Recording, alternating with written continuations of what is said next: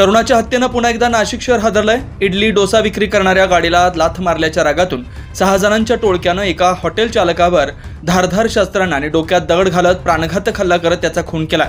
शुक्रवारी सायंकाळच्या सुमारास नाशिकच्या सिटी सेंटर मॉलजवळ असलेल्या क्रांतीनगर भागातील संभाजी चौक परिसरात ही घटना घडली आहे। खून झालेला तरुण आणि संशयित एकमेकांच्या ओळखीचे आणि घराच्या शेजारील राहणारी होते अशी माहिती पोलिसांकडून मिळाली। मयत नितीन शेट्टी हा 40 वर्षीय तरुण संभाजी चौकात खाद्यपदार्थांच्या हॉटेलवर असताना घराशेजारील राहणारे 5 ते 6 संशयित आले आणि सकाळी तो आमच्या रोजीरोटीला लाथ मारली असा वाद घालत शेट्टीवर हल्ला केला। चाकू कोयत्याला हल्ला केल्यानं शेट्टी रक्ताच्या थारोळ्यात पडला। संशयितांनी दगड डोक्यात घातल्यानं गंभीर जखमी झाला आणि या घटनेत त्याचा मृत्यू झाला। दरम्यान संशयितांनी घटनास्थळावरून पलायन केलं असून या प्रकरणाचा पुढील तपास मुंबई नाका पोलीस करतात। दरम्यान काल सायंकाळच्या सुमारास झालेल्या हत्येचा अंगावर थरकाप आणणारा व्हिडिओ समोर आलाय। हा व्हिडिओ नाशिक शहरात सोशल मीडियावरती प्रचंड व्हायरल होतोय।